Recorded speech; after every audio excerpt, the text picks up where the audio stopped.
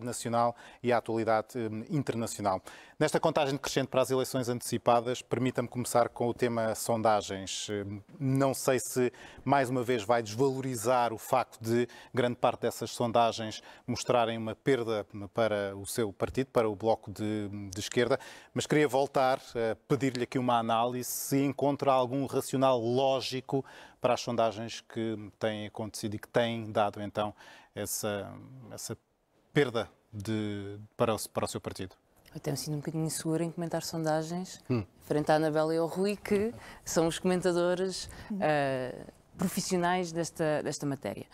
Mas eu acho mesmo que, para já, as sondagens cada uma dizem a sua coisa, elas são muito dispares. O Bloco sobe em algumas sondagens, noutras não sobe, e nós sabemos que elas têm vindo a ser cada vez mais falíveis. Têm amostras muito pequenas, penso que o Rui também já falou sobre isso em alguns momentos, sabe disso mais do que eu. Há muitas pessoas indecisas, muito irritadas com as eleições, às vezes não percebem sequer porque é que estamos em eleições, e também acho que a eleição de 2022, 2021, na campanha, quando a sondagem dá um empate técnico entre o PS e o PSD e depois o PS ganha a maioria absoluta, cria uma dúvida existencial, que é, será que a sondagem estava errada e então falhou redondamente, ou será que a sondagem estava certa e influenciou de tal forma o resultado das eleições? Qual é que é a leitura que faz? Eu não sei, eu na verdade não sei, mas acho que tudo isto gerou dúvidas compreensíveis sobre sondagens e parece-me que as campanhas também tendem a ficar demasiado focadas em sondagens e muito pouco nas propostas de cada partido, e isso não me parece muito útil. Mas há uma coisa que as sondagens têm revelado, sobretudo à boca de urna, que são as mais fiáveis, e que nos mostram uma diferença geracional no voto, em que, isso aconteceu em outros países, na Alemanha, por exemplo, em que os mais jovens votam mais à esquerda, mas dentro dos mais jovens há uma diferença de género. Os jovens rapazes votam mais à extrema-direita e as jovens mulheres mais à esquerda. E parece-me que esse é um tema importante para discutirmos, como é que a extrema-direita foi capaz de manipular e usar as frustrações de vida de muitos rapazes, de muitos jovens, sobre habitação, sobre casa, sobre ideias de sucesso inatingíveis pelas condições reais de vida, e dizer que isso acontece porque as mulheres conquistaram demasiados direitos. E esta cultura tóxica de masculinidade é aquilo que acabamos por ver a ser aproveitado por figuras de redes sociais, profetas das redes sociais, e que infelizmente dão, em casos como este, da violação de uma rapariga em Loures, que tem muito a ver com estes influencers e com esta cultura de masculinidade tóxica. Eu acho que a esquerda não deve abandonar estas pessoas, não deve abandonar estes rapazes, e tem que falar para eles, para as suas dificuldades, para os seus problemas e frustrações, e isso implica falar das dificuldades reais, para impedir que sejam manipulados para a extrema-direita, mas também, como foi dito na peça que vimos há pouco, ter alguma palavra a dizer sobre as redes sociais, o papel que as redes sociais têm hoje em dia. Mas hoje ouvimos lá falar da responsabilidade das redes sociais, na necessidade de destacar a responsabilidade que elas têm na vida não só dos jovens, mas também dos adultos. De que forma, Mariana? Há várias formas. Eu acho que este é um tema muito importante e que tem merecido pouco debate entre nós. As redes sociais controlaram a nossa vida, elas fazem a nossa intermediação com o mundo e com os outros. E nós às vezes não temos noção que aquilo que vemos e fazemos é intermediado por um algoritmo, por uma fórmula informática, sobre a qual não temos nenhum controle e que é decidida pelos donos das redes sociais, que são figuras deste mundo de masculinidade tóxica, como o Elon Musk ou o Mark Zuckerberg. E por isso promovem conteúdos como o do Andrew Tate. Há muita gente que não conhece, mas é um homem que foi preso por tráfico de mulheres e que é um herói de jovens nas redes sociais. E isto quer dizer que as redes têm que ser responsáveis pelos conteúdos que estão nas próprias redes. Já falamos várias vezes sobre verificação de conteúdos, mas que pode haver mais regras sobre os mecanismos que fazem a adição das redes. Mas proibir, por exemplo, aos jovens até aos 16 anos, como a Austrália fez? Eu acho que Não, queria... Boa noite, primeiro Mariana, bem-vinda aqui ao nosso espaço. Queria só falar de uma coisa que eu depois, isto até entronca muito em coisas que também a Anabela tenho a certeza que quererá saber. Há uma curiosidade que foi muito falado este movimento dos grisalhos, muito inspirado no Dia Linca, mas eu não quero abordar isso já.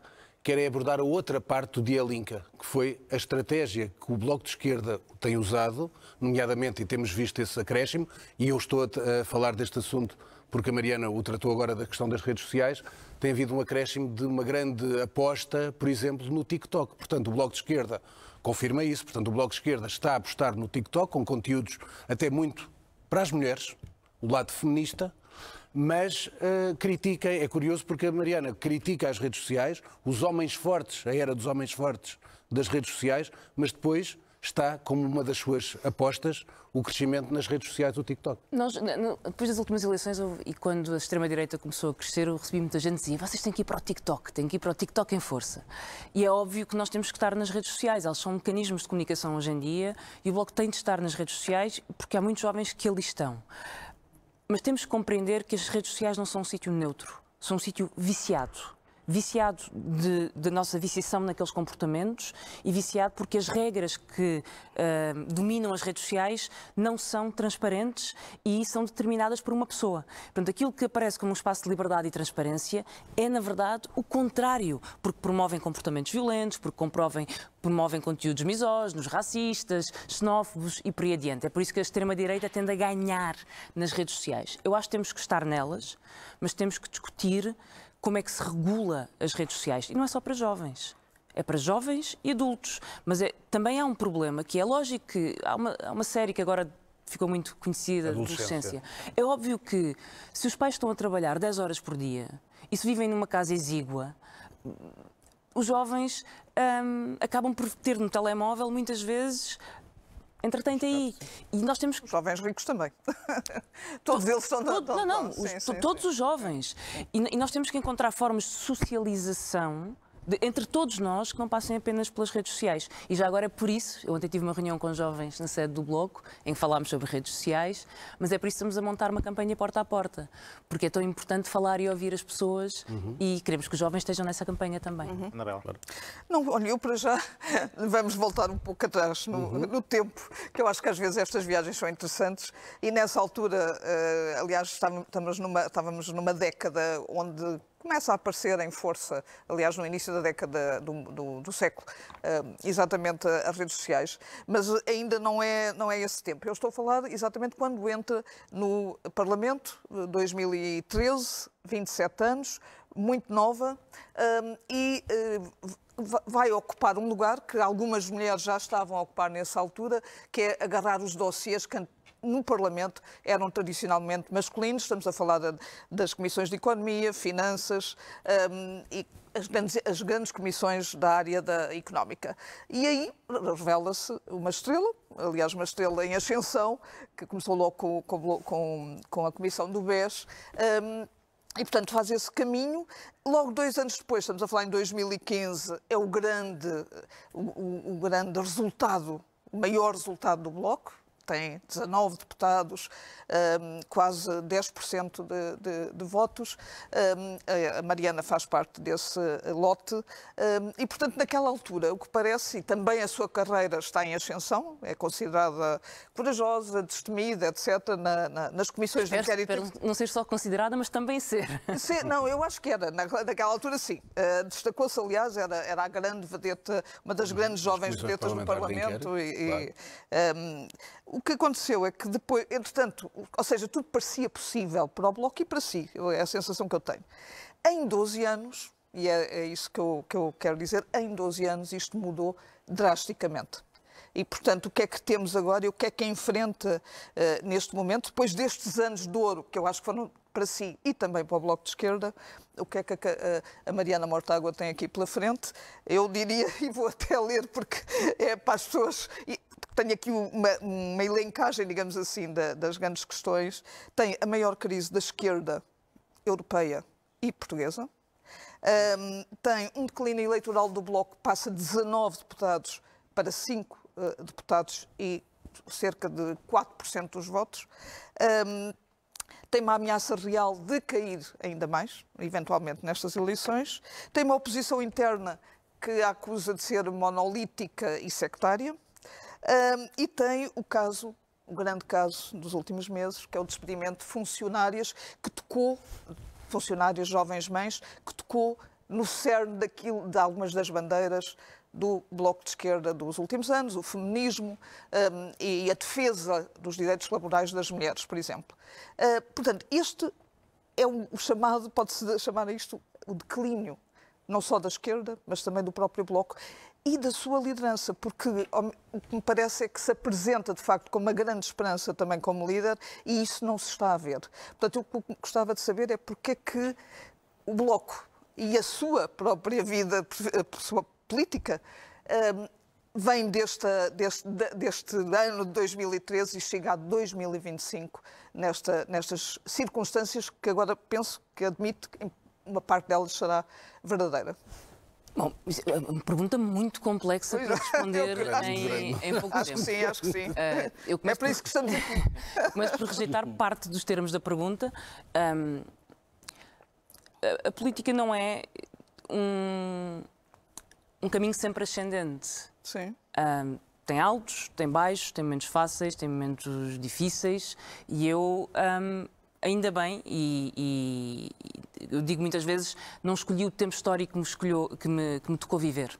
Não escolhi o tempo histórico que me tocou viver, tal como o meu pai não escolheu o tempo histórico que lhe tocou a ele viver.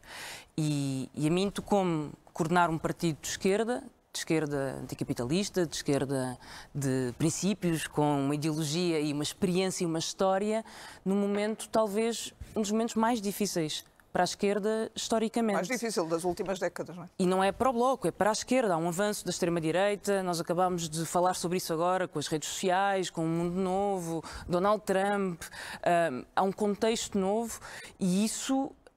E são tempos difíceis. Eu penso que não são só para a esquerda. Eu acho que as pessoas estão assustadas com os tempos que estão a viver. Isso, porém, eu não vejo isso como uma fraqueza nem como uma antecipação de um declínio. Quer dizer mas que o temos... declínio já existe, Mariana. Não é...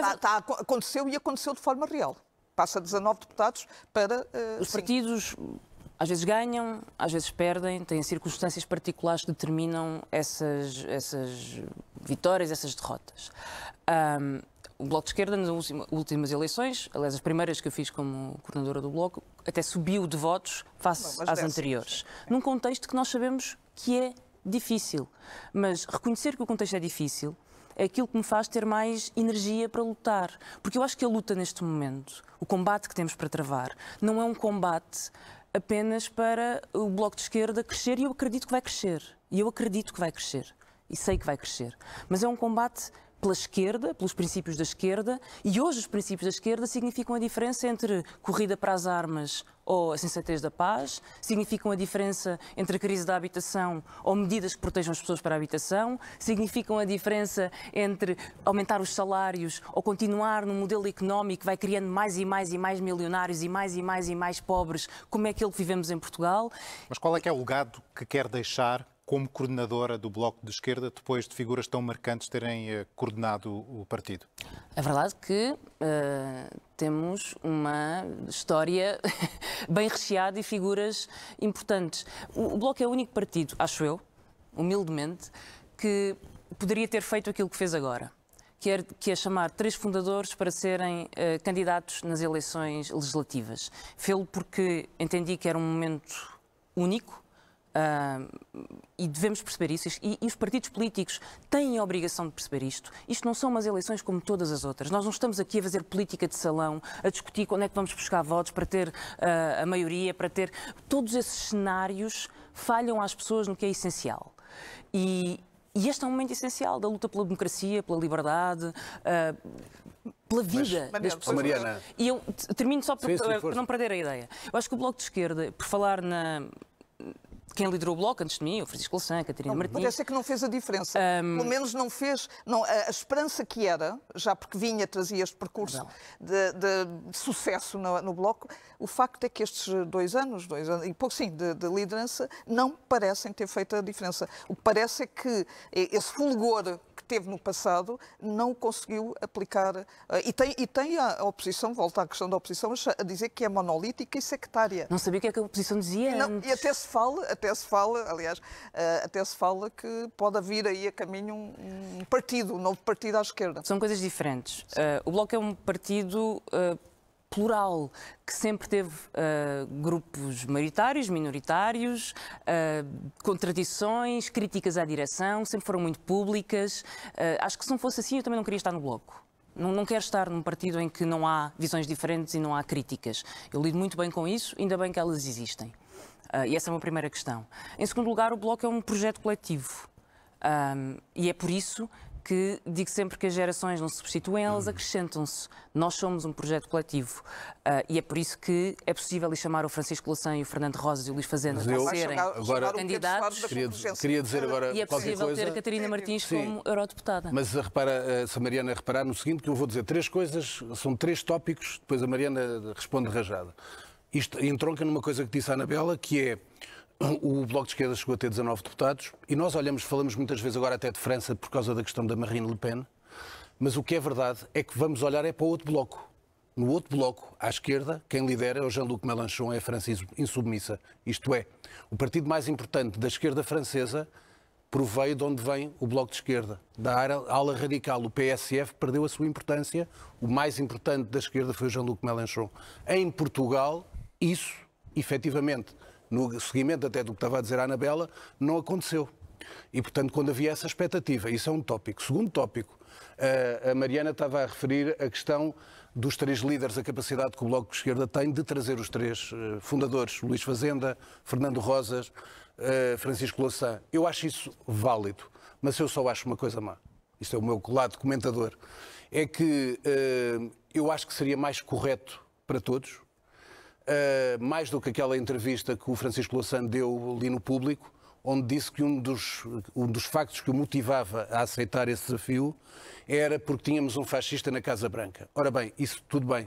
Isso é a vossa opinião, está correto. É um homem que está completamente desvairado neste momento, pode-se dizer isso. Mas a verdade é esta, Mariana, eu acho que seria mais sério para todos os eleitores, mesmo do Bloco, se Francisco Louçã acrescentasse à questão do fascista na Casa Branca, que era exatamente o lado dos fundadores para ajudar este momento difícil para a esquerda europeia, portuguesa, etc. Para terminar, porque vamos falar não só de fundadores, eu queria falar de uma coisa que se calhar agora a Mariana olha para mim assim de olhos arregalados. Vou falar do Titanic. O Titanic, o que é o Titanic? É porque em 2022 houve um cavalheiro que instou a líder na altura, a Catarina Martins, instou a Catarina Martins a demitir-se para não seguir a trajetória do Titanic. Esse homem foi Boaventura Sousa Santos, eleitor de sempre do Bloco de Esquerda e que, na semana passada, aqui neste estúdio, deu uma magnífica, foi uma entrevista muito bem feita pelo André Carvalho Ramos, com uma entrevista que eu considero lamentável.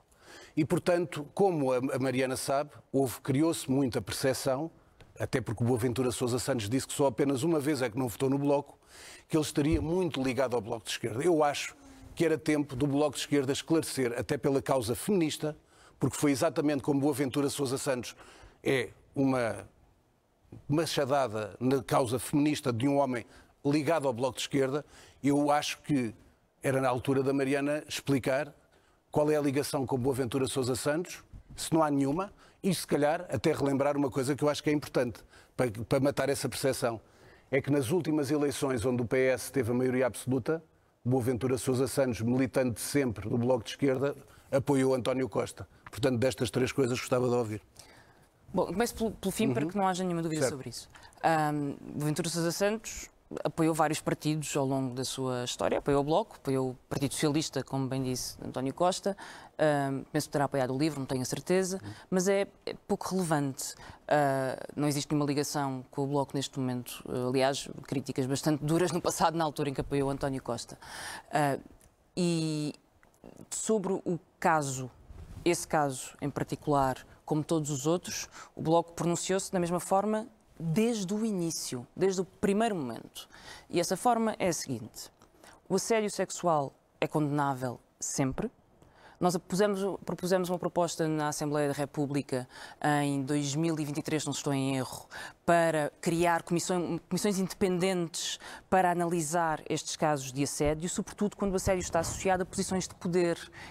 como é a universidade ou como é um local de trabalho, em que quem decide, o professor, a figura maior, tem mais poder. E por isso tem que ser verificado por comissões independentes e tem que haver canais de denúncia. E foi isso que propusemos e levámos essa proposta à Assembleia da República. Tivemos variadíssimas intervenções públicas sobre esse caso em particular e sobre outros. Aliás, falámos com algumas das denunciantes nessa altura, participámos no manifesto que foi feito pelas denunciantes e na campanha de donativos que foi feita pelas denunciantes. O problema do assédio é estrutural. Acontece houve casos em várias universidades, há em vários locais de trabalho e faz parte precisamente de uma cultura que nós queremos mudar e que estamos comprometidas para mudar e por isso é que somos um partido feminista, com propostas legislativas, mas também com propostas culturais, de mudança de mentalidades. E depois levaria a nossa discussão sobre as redes sociais e esta cultura tóxica, mas acho que eu queria responder às outras questões que foram colocadas. Se ainda me lembrar delas. Em relação à esquerda europeia, há vários casos. É o caso do Mélenchon, é o caso de Die Linke na Alemanha. São casos muito diferentes, são situações políticas de países muito diferentes. O Die Linke vaticinaram-lhe a morte, um bocadinho mais ou menos como estão a fazer agora ao Bloco de Esquerda, e depois revelou-se ser o partido capaz de enfrentar a extrema-direita em quem a juventude massivamente votou. E com os grisalhos e com o espera que aconteça isso agora. Mariana, com os grisalhos e TikTok.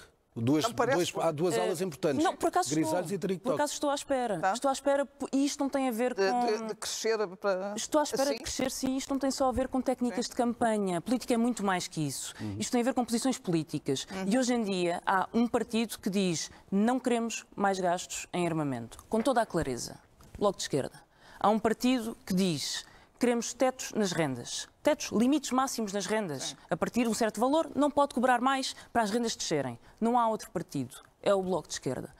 Temos um partido que lançou uma petição para trabalhadores por turnos, que tem mais de 20 mil assinaturas e que fala sobre o caso específico do 1 milhão de trabalhadores de trabalho por turnos. Também, em algumas dessas causas, e o próprio LIVRE. Não está sozinha à esquerda. Numas, noutras, em combinações diferentes. Mas a clareza com que o Bloco traz estes assuntos para a campanha e com que fala à vida das pessoas sobre estes assuntos, uma campanha em que nós queremos calcular e falar sobre rendas e não sobre votos e cenários, eu tenho a certeza que isso é o que nós precisamos hoje para enfrentar um momento difícil que temos pela frente.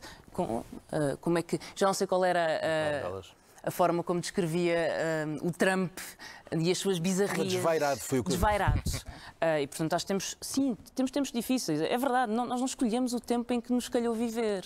Eu vejo muita gente de esquerda angustiada, porque depois de uma vida inteira de luta contra o fascismo, acharam que tinham conquistado a democracia, o Estado Social, estão angustiados, estão a ver as coisas desmoronar. E eu quero que a minha geração também dê uma esperança a todas as gerações. E cada vez temos gente mais nova a perceber isto.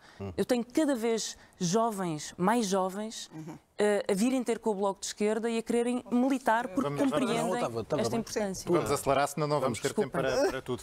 Ficaram respondidas as três? Não, faltava só aquela questão do Francisco Louçã, que eu acho que devia ter sido mais honesto na ligação com até os próprios eleitores e outros possíveis, mesmo pessoas que queiram votar na esquerda, que fosse mesmo esse lado. Até o tocar a rebate não é mau em campanha em comunicação política e, sobretudo, os fundadores. Portanto, eu acho que essa assunção que se candidata porque há um fascista na Casa Branca é curto, porque é assim, vamos ser sérios, o Trump não conhece o Francisco Louçã de lado nenhum. Não é de Braga que se combate Trump. Mas, por isso é que tem o outro lado, que eu acho que devia ser direto com as pessoas, dizer, nesta altura, tocar a rebate, estamos com a Mariana, em termos de ajuda. Eu acho que a Mariana responder, que só tem mais responder em 2 segundos essa questão. Nós já tivemos eleições difíceis antes. Já tivemos eleições em que toda a gente dizia vão acabar, vão descer. E muitas vezes com resultados surpreendentes depois, porque precisamente pela clareza do discurso político, pela energia com que fizemos esse combate político. Mas a esquerda era maioritária. Mas os tempos são difíceis mesmo. Mas é verdade. Acho que reconhecer que os tempos são difíceis e que a extrema-direita coloca desafios e que a viragem à direita implica uma esquerda de combate forte que afirme princípios de esquerda faz parte deste projeto e perceber essas dificuldades. Mariana, e tendo em conta essas dificuldades... Já tivemos eleições muito difíceis antes, as últimas foram difíceis. difíceis, conseguimos mais votos, mas eu garanto-lhe uma coisa. Se eu fosse ter com o Francisco Louçã, em qualquer outra altura, dizer Chico, acho que deve ser candidato, ele dir-me-ia que não. Ele aceitou este desafio, tal como o Fernando Rosas e o Luís Fazenda, e qualquer um dos outros me diria que não. Não porque achavam que cumpriram o seu papel, saíram. É porque o momento é extraordinário que aceitaram. E por isso não tenho nenhumas dúvidas que o Trump teve influência decisiva nesta muito rápida decisão. só, porque tem a ver com as bandeiras e com essa estratégia dos chamados cabelos grisalhos. Não há certezas Já tem que seja... alguns também. Pois, eles têm baixa, obviamente. Não há certezas ainda, e vamos ver nas eleições, obviamente, se foi uma boa estratégia, porque concorrem, nomeadamente, no mais jovem distrito Louçã, de Braga, Portugal, como Braga, não é? Que é o caso de Louçã. do Louçã. Portanto, está por provar isto, se de facto esta estratégia vai ser ganhadora. Outra coisa que está por provar é os temas de campanha, porque o Bloco tinha, e teve no passado, fez isso que fez com que o Bloco crescesse em momentos até difíceis, como dizia há pouco. Teve primeiro as grandes questões da década de 90 e início da década de 2000, as questões fraturantes, depois na altura da geringonça e não apenas antes, começa a precariedade, portanto, os temas laborais, devolver dinheiro às pessoas, os cortes da Troika. Agora, o que o Bloco leva para esta campanha são temas obviamente importantes: habitação, taxar os ricos, muito rápido, taxar os ricos e também os horários por turnos. Mas isto é suficiente? E se isto falhar tudo, qual é a sua responsabilidade? Vai ficar como ficou Catarina Martins em 2022, apesar da queda brutal, ou está a pensar nas responsabilidades que vai assumir? Primeiro, a habitação é a causa mais fraturante dos nossos dias. Nós estamos a voltar aos anos 80, estamos a voltar ao tempo das barracas, em que as pessoas trabalham e não pagam uma casa. Resolver o problema da habitação é a nossa maior urgência. E se eu só pudesse falar de um tema nesta campanha, podem ter a certeza que eu só falava deste. Habitação, de manhã à noite. Tetos nas rendas, limites ao alojamento local, formas de baixar os preços das casas, construção obrigatória a custos acessíveis. É a grande emergência. Nós não temos futuro sem habitação, porque a geração está a sair embora, não pode ir estudar, porque não consegue ter uma casa. Nós não temos mais filhos se não tivermos habitação. E não temos serviços públicos, não temos médicos nos hospitais. Podem não ser suficientes, comparando com o que foi no passado. Mas é que, quando falamos de habitação, falamos de ter professores nas escolas e falamos de ter médicos nos hospitais. E da mesma forma que acho que Portugal é um dos países mais desiguais da União Europeia e tem uma concentração de riqueza em 50 famílias, tem 17% do PIB português. 17% do PIB português. Metade da riqueza portuguesa está concentrada em 5%. Nenhuma sociedade é saudável com este nível de desigualdades. E por isso, taxar fortunas é uma forma de voltar aos princípios da esquerda e de financiar um Estado Social. E isto é a estabilidade da vida, isto é o que interessa. Responsabilidades. Mariana, só para passar ao Alexandre Coelho. Deixa-me só dizer uma coisa. Falou aí, a Anabela falou de temas, agora vamos falar do mercado eleitoral. Que o mercado eleitoral é o seguinte: há um problema que é o seguinte. Querem fazer um mercado? Não, o mercado, não tudo, mas agora o mercado eleitoral. É livre, não é? É que o mercado eleitoral é este. A esquerda, é o problema. A Mariana já assumiu que a esquerda vive um tempo difícil, em que neste momento a maioria sociológica portuguesa, e depois é representada no Parlamento, está à direita. 2 minutos. E portanto, é rápido. E portanto, à esquerda nós temos ainda mais a presença do Rui Tavares e do LIVRE, que é uma presença forte. Pior ainda é que, de facto, a esquerda, quando toca uma questão de grande eleição e se houver uma grande bipolarização, como aconteceu em 2021, como a Mariana citou, e bem, até provocado com o efeito das sondagens, o que é que acontece? António Costa sugou os 19 deputados que tinham o Bloco de Esquerda e, de facto, foi para ali para baixo o Bloco de Esquerda. Portanto, e agora, quando temos um líder que é o Pedro Nuno Santos no PS, que ainda por cima está teoricamente mais à esquerda, não teme que ainda seja maior a machadada no Bloco com o voto útil? Apela ao seu poder de síntese, Mariana. O Bloco vai crescer. Não vai haver machadada no Olha, Bloco. que vai ficar responsável por essa declaração. Segunda questão. Eu acho que sim, o PS teve uma maioria absoluta e hoje podemos avaliar essa maioria absoluta e o que ela fez. E há uma coisa que eu tenho certeza: nenhum governo de PS suportado pelo PSD e nenhum governo de PSD suportado por PS vai baixar o preço das casas. E, portanto, o que conta é: há deputados suficientes para baixar o preço das casas ou não há? E os deputados do Bloco servem para isso. Isto é dizer a verdade às pessoas, sem mentiras, sem enganos, não há mercado de votos, há a vida das pessoas. E eu estou muito empenhada em fazer uma campanha sobre a vida das pessoas. Posso terminar com perguntas, e são mesmo perguntas rápidas, do que ouviu hoje Tentarei. por parte do secretário-geral do Partido Socialista em relação ao programa do PS. Cria pontos para convergências futuras? Eu não li ainda o programa do PS, foi apresentado hoje, é extenso, presumo que uma parte seja o programa anterior, em que foi atualizado, mas sem identificar as partes atualizadas torna-se difícil.